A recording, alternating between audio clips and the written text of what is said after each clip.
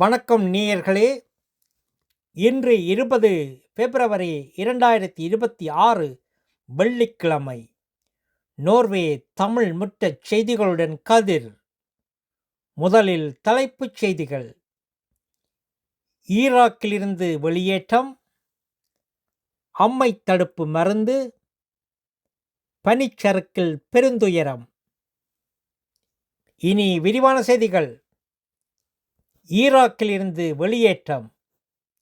நடுவண் கிழக்கில் பதற்றம் அதிகரித்துள்ளதால் ஈராக்கில் பணியாற்றி வந்த நோர்வே படை வீரர்கள் இடைக்காலமாக வெளியேற்றப்பட்டுள்ளனர். அப்பகுதியில் ஏறத்தாழ 60 நோர்வே வீரர்கள் பணியில் இருந்தனர். அம்மை தடுப்பு மருந்து. நோர்வேயில் அம்மை தடுப்பு மருந்துகளுக்கு இருந்த கடும் தட்டுப்பாடு நீங்குகிறது. புதிய மருந்துகள் விரைவில் வழங்கப்பட உள்ளன.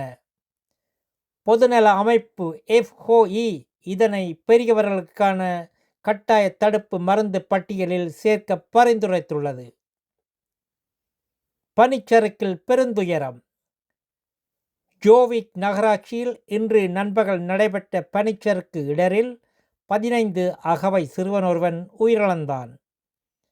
பள்ளி சுற்றுலாவின் போது ஆசிரியர்கள் மற்றும் மாணவர்கள் முன்னிலையிலேயே இந்த துயரம் நிகழ்ந்துள்ளது. பாதிக்கப்பட்ட மாணவர்களுக்கு உளவியல் வழிகாட்டும் குழுக்கள் அமைக்கப்பட்டுள்ளன. நல்லது நேயர்களே, மேலும் செய்திகளுக்கு நோர்வே தமிழ் முகநூல் பக்கத்தையும் இணையதளத்தையும் பாருங்கள். உலகெங்கிலும் தமிழ், நம் உணர்வெங்கிலும் தமிழ்.